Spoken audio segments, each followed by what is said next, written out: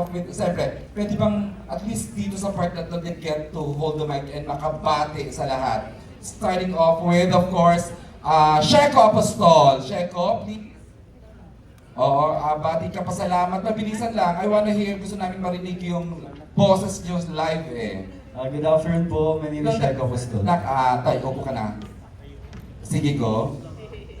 Good afternoon po, ako po si Sheko Apostol. Kamusta po kayo? Malapit na. Episode ano, kaya nyo na lang sabihin mo, greet and then the episode 3 po. Episode 3 si Sheko. Oh my God, the gorgeous Sasa girl. Hello! Wow. Sa lahat ng tama. Yes. Wala akong sasabihin controversial yun. Sorry. Thank you, Sasa. Anong episode ka sa ulit? Episode 2 po. Episode Yes. 2. And of course, Dylan Iturralde. Hello po, maraming salamat po sa pagpunta dito. And excited na po ako. Kasama po ako sa episode 2 ng Shake Rattle and Roll, Evil Origins. Thank you. And of course, the beautiful lady beside, please. Thank you. Ayan, good afternoon everyone. I'm Karina Bautista. Thank you for being here. I will be playing Kali sa ating episode 2. And congratulations sa buong cast and team ng Shake, Rattle, and Roll. Thank you for having me. Karina, pasabog daw yung role mo rito. Oh, salamat. Ayan. Abangan. I know. I don't have to tell them exactly. And of course, another beautiful Althea Blanc. Hello everyone, I'm Althea Blan. Thank you po sa pagbibigay ng time na pumunta po kayo dito. At abangan po natin ang Shake, Rattle, and Roll! Yeah. Let's rock and roll! Sa episode 2 po ako and my character name is Pia. Thank you! Ayan. At ang pinakabata sa bunch, May Eileen Mulak. Arlene Mulak po, thank you for having me. Episode 1 po ako. Okay, and beside Miss Eileen is... Ito rin ang ating show lahat. Ako po si Raven Miguel and I play the role of Bowman, episode 3. Asa Raven ba to? Ay, look good today, Raven na. And the pretty girl beside you, please, is... Hello, I'm Sarah Edwards. I play the role Sarah. of Pia and episode 3, 2050. Maraming salamat sa paglaan niyo ng oras. Sabay-sabay po natin panoorin ang MMFF Shake, Rattle, and Roll Evil Origins. Thank you, Sarah. And of course, Arcane Lagman. Yes, hello po everyone. So I'm Arkin. Thank you so much for being here, supporting the entirety of the Shake, Rattle, and Roll cast. And before anything else, abangan po natin ang Shake, Rattle, and Roll on December 25. Advance Merry Christmas po sa ating lahat! Yeah, thank you. And of course, next stand-up si Lynn David. Hi, my name is Celine David po, and thank you all for coming, and I'll be playing Dreyan, episode 3. Thank you. And of course, can we give to Matt Lozano. Hello po, magandang hapon po sa inyo lahat. Maraming salamat po dahil napagbigyan niyo po kami ng oras ngayon. At ako po ay gumaganap bilang si Dong ng episode 3. Alright, Miss Stephanie! Una maraming salamat po sa lahat ng mga kaibigan namin na media na nandito. Maraming salamat po, malaking tulong po ito sa buong production, sa Regal Entertainment at sa amin po lahat. At yun po, thank you at sana yung mga katanungan mamaya masagot po namin. Yun po. And the beautiful Francine Diaz. Magandang hapon po sa inyong lahat at sa ating mga kaibigan wala sa press. Ako po si Itay dito from episode 2 and excited po ako para sa ating lahat na mapanood ng Shake, Rattle, and Roll Evil Origins kayong Kasper. Thank you, Chin. And of course, Miss Carla Beliana. Magandang hapon po sa inyong lahat. Carla Beliana po, I play the role of Madre Clara. Sa unang episode po, 1775. Maraming salamat po sa inyong lahat na nagpunta ngayong hapon. Abangan niyo po December 25. Evil Origins po, Shake, Rattle, and Roll. And of course, Good afternoon, everyone. I'd like to acknowledge the presence of my mom, Miss Annabel Ramos here. My son Zion is also here. Sa lahat ng fans, sa lahat ng media, sa lahat na nandito ngayon, maraming salamat po. Sinamahan niyo kami sa grand media launch na Evil Origins, Shake, Rattle, and Roll. Let's shake, rattle, and roll this Christmas. Abangan niyo po, ngayong Pasko. ang pagbabalik ni Richard Gutierrez sa big screen. Congratulations, Chard. And of course, the iconic Marilyn Reyes. Thank you. Good afternoon po. After 10 Manila Film Festival na ang Shake, Rattle, and Roll. And for me, after 19 years. Ooh! Kaya ito na yun. Malanig na lang ako ng sigaw ninyo para sa mga takot kayo! Okay, sige. Ako muna sa direct ngayon. Takot kayo! Takot! Ayun na nga tayo. Thank you, thank you. And of course, the busiest actor nowadays, Justin Yu! Hello everyone, good afternoon. Una sa lahat, gusto ko po magpasalamat sa mga media natin na patuloy tayong sinusuportahan. And of course, sa lahat ng bumubuo ng Shake, Rattle, and Roll, from Mr. Cell, and sa lahat ng mga cast na kasama ko ngayon, maraming salamat. Then, at ako po dito ay si Riel, character ko po dito ay si Riel, at patid po sila Kuya Richard sa episode 50. Thank you so much. Grabe yung everything sa inyo ni Richard, ha? And of course, Ashley Ortega! Ashley! Hello po. Syempre, unang-una, thank you po sa ating mga kaibigan sa media who made time today. Thank you for helping us spread the word about Shake, Rattle, and Roll. Gusto ko rin magpasalamat sa Regal, Phil, for making me part of this iconic show. At syempre, maraming salamat din po sa lahat ng mga fans na pumunta ngayon, nag-effort bumiyahe para makita yung mga idol nila. I love you too! Abangan niyo po ako sa episode 1. Ayun. Thanks, Ashley. And last but not least, Isabel Ortega! Yes, hello everybody! Magandang araw po. Thank you so much po sa pagpunta dito and of course sa press. Maraming salamat po sa suporta. And yes, what an honor to be a part of this film. So maraming salamat po. Ayan, nakabati ng lahat, narinig na natin sila. Unfortunately, may mga cast na they should be part of this, kaya lang for some reason hindi sila nakarating, but hopefully we get to be with them in the future events ng Evil Origins. I'm sorry. Question, okay, as I introduced kanina, I'd like to give the microphone to the entertainment editor ng Manila Bulletin, Tito Bobby Requentina. Hello, magandang hapon. Kay Miss Rosel, okay, Miss Rosel, once the movie is shown, of course yung current generation will be interested sa mga past movies ng Shake, Rattle, and Roll, which is, I understand, naka-16 na movies na po ba? Yes, 16. So, ito ba naka-upload lahat sa YouTube or ano po ba? Saan po mapapanood yung mga past movies? Okay, yeah. Nasa YouTube siya, and actually we had a Shake, Rattle, and Roll marathon last October 31st. That was it ran for like 36 hours straight with Shake, Rattle, and Roll. And it's still in YouTube, so pwede nilang mapanood. Restored na sila. Well, they're digital format siya. So, kung ano siya, 4x3, 4x3, the time when we shot it. So there are some that are as is. Pero maganda pa naman siya. It retained its original scares. Yun naman ang after natin. Okay. Thank you. And then last question sa cast. I want to ask yung mga nakaupo sa harap.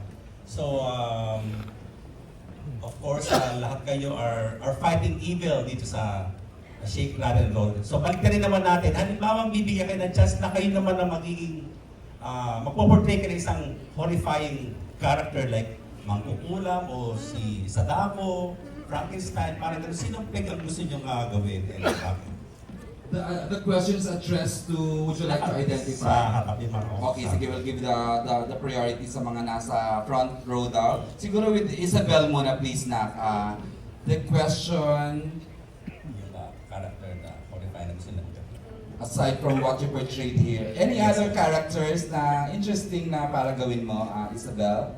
Well, I think mostly po siguro ilalapit ko na lang sa film, siguro from the other episodes kasi yun po, sobrang excited ako na makita kung ano yung mga stories ng present and future. So, naku-curious din ako kung ano siya, ako ano yung story at the same time. Kasi from what I know, I think, for example, kung kami po ay nasa episode 1, di pa po kasi namin talaga nakikita ko ano yung mga nasa ibang episode. So it's also very exciting to watch and to find out. And yes, siguro yun din po. Curious din po ako if, what if mapasala din or makita rin namin yung next coming episodes. Alright. Ashley, please. Ako po, siguro gusto kong ma-experience maging Sadako. Kasi pupunta ka sa set, set, di ka na kailangan make-upan ng talagang ano, diba? Yung wala kang makeup, tapos wala kang lines na i-memorize kasi body movement lang yung kailangan ng tawag. Kainis. Yes! Gusto ko pong ma-experience yun. Okay. Dustin. Parang okay nga yung kay Ashley. Ito racket? Racket lang? Wala ka lang sa set? Hindi, kidding aside. Nakapag-zombie na kasi ako sa last shake natin ng Lolo ko eh. So siguro ngayon, yeah. So ngayon siguro aswang. Aswang naman. Kasi sa eksena namin, parang curious ako kung paano yung paano nila nilalaro. Slayer ka rin siya, diba? Miss Manilyn, over 3 decades ba? Meron ka pang gustong gawin? Siguro para sa akin. We're here, Miss Mana, sa left side. Yung, Here. hello, Dito, Bobby. Dito, Bobby. Sa akin, possessed. Kasi siguro dahil unang-una nakakita na kasi ako ng totoong nangyari. Opo, pero mapapatunayan mo rin na yung faith talaga at love sa family ang makakatalo talaga. Opo, kasi na-experience namin. So, Thanks, Matt. Matt Lozano, please. Any interesting character na gusto mo? Can we share the mic? Thank you, Sheko. Ito nasagot ko na to dati pero gusto ko Kasi ulitin mo rin naman sa buwan. ito. Sasama na loob mo. Pangarap ko kasi talaga magkaroon ng Ay, oo pala. karakter na, alam mo yung very charming, pero ano pala siya. You are charming.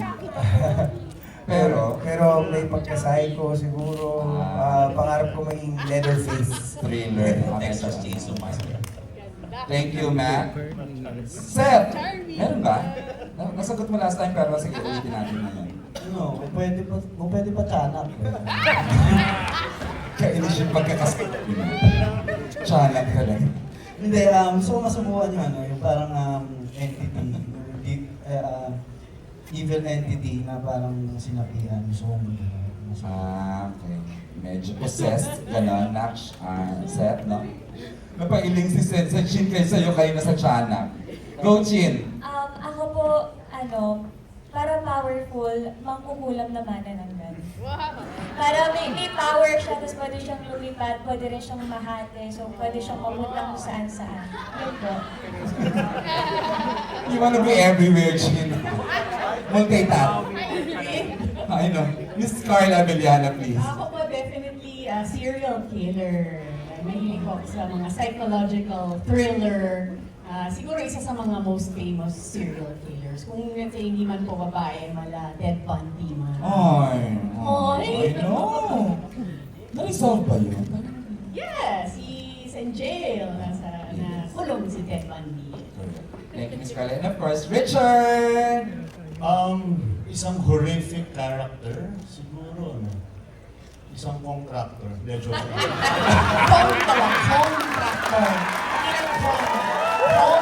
Possessed. yun nakakatakot talaga yun. Punong-puno na talaga mga tao, no? Possessed. Possessed.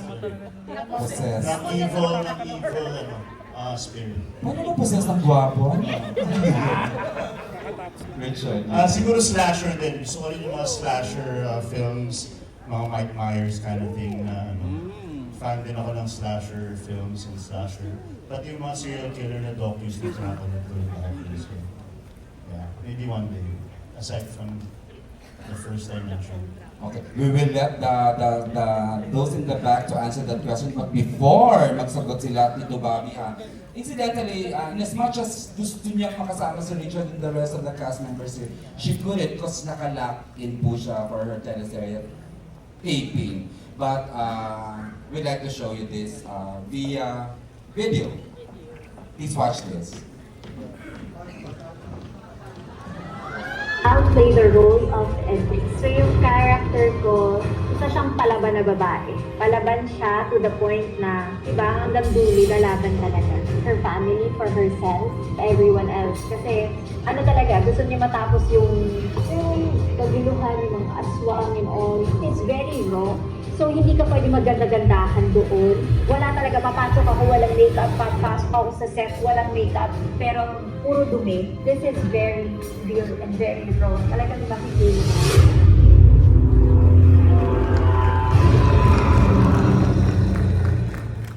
Ayun. So as I mentioned earlier, she's on a lock-in with for her new ABS event area along with the other cast na who couldn't make it today but gustong-gusto niya talaga. Hopefully we get another an event for Ivana, a media event for Ivana. Hindi ko ito palalampasan na hindi sumagot those in the back. Starting off with Sheko. The same question from Tito Bobby. Any interesting character, element, or gawin in a horror genre? Actually, aswang ako dito sa episode na to. Di ba pwedeng iba naman Pero ngayon? gusto ko, aswang pa rin, pero vampira. Iba yun. Bloodsucker naman, para hindi na ako magpapastay. Pangil na lang. Sasa girl. Ay, nagawa na rin naman sa pelikula to, pero gusto ko maging zombie. Maging akong baklang zombie, di ba? Para atake. Yun lang naman. Zombie na gay. Okay. Dylan. Ako po, I'm a fan of exorcism, so parang it would be interesting to portray a priest na sinabihan. Okay, Ayan, ako po kasi I already played the killer of MMK. So this time, I watched the first episode na trailer. So gusto ko naman ma-try maging nun. I feel like kasi super holy siya, pero parang may pagka-creepy. So maybe next time, or vampire if kakaibang creature naman. Kakaiba ang ganda mo ngayon, Karina. Sobra. I think, nung namusto yung batang yun, Happy to see you, Karina. Thank you. And of course, Althea. Fan po ako ng horror. Tsaka ang dami ko na rin pong nagawang horror like Manananggal, ang mga aswang, at kung ano-ano pa yan. Pero gusto ko po yung character dito ni Miss Carla as Possessed. Yung may Same special episode kayo, Miss skills. Carla? No, episode 2 po. Ba't alam mo? Because nakita mo sa Sa trailer. trailer. And fan din po ako ng mga psycho killer. Yeah. Alright, thank you, Althea. Thank Miss you. A, Miss Arlene. Tagal ko nakapag-isip. Sabi ni Manilin, ikaw, sinong gusto mong maging? Sabi ko, di ba? Hindi, pero alam mo, naisip ko, The Shining, Jack Nicholson, girl version nun. Pwede, psychotic killer. Wala bang Tagalog? Luma na yun, nanapin niyo. Wala bang medyo Pinoy naman dyan? Na Kaya hindi magkukulam na, reference? gawin na namin to. Magkukulam na lang. Why not? Thank you. And of course, Arkin. Raven, iba rin ang kagabuhan mo ngayon na hindi kita nakilala, ha? Mga kapamilya ko yan. First, since yung role ko dito is aswang, na-fulfill ko na isa sa mga dream na gusto ko. Only in Regal Films Gusto na. ko, thank you Regal. Gusto ko maging serial killer na mukhang mabait. So yung sa... Sige. Pa-characterize natin yun sa mga writers soon. And of course, si Sana po. Sarah Edwards. Yes. So I'm a big fan of horror movies po talaga. And I'd like to explore a lot of rules. Pero yung pinaka-favorite ko po rin siguro is vampires or yung sa Daco parang na-explore ko siya last project but I'd like to go in deeper with that. Something with a deeper backstory ko siguro kung bakit siya naging ganun. Ibang lalim tong si Sarah as a character, as an actress. Alright. This is it, Arkin. So, upon thinking kung ano talaga yung gusto kong ma-experience sa mga roles na ganito, feel ko, same talaga kami ni, or similar ni Miss Carla and Miss Althea. Kasi mahilig din ako sa mga psychopathic thrillers or psychological thrillers. Kaya yung psychopathic thriller na merong half thriller, tapos half nagpaplano siya, yung ginugulo niya yung mga cast niya o yung mga members sa movie. Alright, thank you. Arkin and si Celine. Gusto ko po maging parang Annabelle po. Diba? Ano? May mga alahera tayo mo? Ano tayo? Show sa tayo. Parang may The character. Gusto kayo sumusunod ng fantasy ko. Alam mo, hindi niya pa nakukuha bakit tayo tumatawa. Hindi ko alam kung aware siya. Yung Annabelle na doll po. Ayun. Dita nag-explain na po Nagdal. Hindi na milyonarya. Charot. Ayun. Okay, thank you Tito Bobby. Everyone has answered.